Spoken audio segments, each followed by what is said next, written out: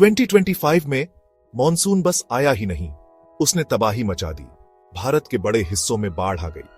नदियां अपने किनारों को तोड़कर बह निकली।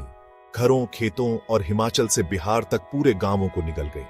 परिवार छतों से चिपके रहे, सड़कें गायब हो गईं और जैसे जैसे पानी बढ़ता गया, उम्मीद धूमिल होती गई। खबरों में बाढ़ में फंसे बेबस चेहरे दिखाई दिए, जो बचाव का इंतजार कर रहे थे। पैमाना बहुत बड़ा था, लेकिन जैसे ही निराशा छाई, कुछ रिमार्केबल होने लगा। तबाही के बीच साहस और एकता की कहानियां सामने आईं। बाढ़ के पानी ने हमारी हिम्मत की परीक्षा ली, लेकिन उन्होंने हमारी रेजिलियंस को भी दिखाया। सबसे बुरे समय में आम लोग हीरो बन गए। हमारी official rescue forces, NDRF, army, police तुरंत पहुंची। जान बचाने के लिए सब कुछ दांव पर लगा दिया। उन्होंने करंट्स का सामना किया, परिवारों को एयरलिफ्ट किया और फंसे हुए लोगों को बचाने के लिए ह्यूमन चेन्स बनाई। लेकिन आपदा इतनी बड़ी थी कि किसी एक फोर्स के बस की बात नहीं थी। दूर दराज के गांवों में आम लोग, किसान, दुकानदार, पड़ोसी आगे आए। फिशिंग बोट्स, ट्रैक्टर्स या खाली हाथों से उन्होंने अपने बचाव अभियान शुरू किए। उन्होंने ऑर्डर्स का इंतजार नहीं किया, उन्होंने कंपैशन की वजह से काम किया। समुदाय अपने पहले रिस्पॉन्डर्स बन गए, यह साबित करते हुए कि हीरोइज्म कोई यूनिफॉर्म नहीं पहनता। ये ऐसी कहानियां हैं जो भारत के दिल को डिफाइन करती हैं।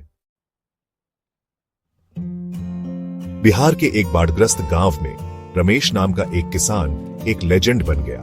केवल एक बांस की छड़ी के साथ उसने अपने पड़ोसियों को बचाने के लिए करंट का सामना किया। बार बार उसने बुजुर्गों और बच्चों को स्कूल की छत की सुरक्षा तक पहुंचाया। उसके साहस से प्रेरित होकर दूसरे भी जुड़ गए और साथ मिलकर उन्होंने 30 से ज्यादा जानें बचाई। जब ऑफिशियल टीमें पहुंची तो उन्होंने पाया कि एक कम्युनिटी पहले ही एक आदमी के डिटर्मिनेशन से बच गई थी। रमेश की कहानी हमें याद दिलाती है, ट्रू हीरोइज्म दूसरों के लिए काम करने का साहस है। असम में जैसे ही बाढ़ का पानी बढ़ा, पार्वती, 2 बच्चों की मां, ने कदम उठाया। बच्चे फंसे हुए थे और समय कम था। उसने उन्हें एक एक करके छाती भर गहरे पानी से पार कराया। उसकी बहादुरी ने दूसरी महिलाओं को ह्यूमन चेन बनाने के लिए प्रेरित किया, जिससे युवा और बुजुर्गों को सुरक्षा तक पहुंचाया गया। वे एक जीवित पुल बन गईं, जिससे पूरी एक जनरेशन बच गई। पार्वती और उसके साथियों ने दिखाया कि स्ट्रेंथ एक्शन में कंपैशन है। उनके साहस ने उनके गांव के भविष्य को सुनिश्चित किया। संकट में महिलाओं की साइलेंट स्ट्रेंथ एक लाइफलाइन बन गई। ग्रामीण परिवारों के लिए जानवर भी परिवार होते हैं। जैसे ही पानी बढ़ा, ग्रामीणों ने अपने लिवस्टॉक को बचाने के लिए सब कुछ दांव पर लगा दिया। गायों को बाढ़ से निकालना, बकरियों को छतों पर उठाना। मेकशिफ्ट रैंप्स और टीम वर्क ने घरों को लोगों और जानवरों दोनों के लिए आर्क्स में बदल दिया। कंपैशन पेट्स और स्ट्रेस तक फैली हर जीवन वैल्यूबल था।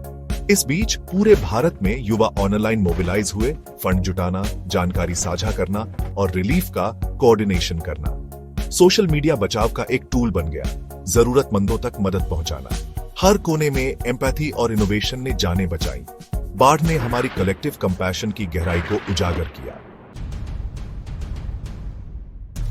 2025 की बाढ़ एक त्रासदी थी, लेकिन इसने भारत की सबसे बड़ी ताकत, एकता और कंपैशन को भी दिखाया। अजनबी परिवार बन गए, भोजन, आश्रय और उम्मीद साझा करते हुए। रमेश, पार्वती और अनकाउंटेड दूसरों की कहानियां हमारी ट्रू लेगेसी हैं। वे हमें याद दिलाते हैं कि संकट में हम एक हैं। आइए इन अनसंग हीरोज का सम्मान करें, उनकी भावना को आगे बढ़ाकर मदद करना, देखभाल करना और साथ खड़े रहना। उनका साहस हमारे राष्ट्र का गौरव है। जय हिंद।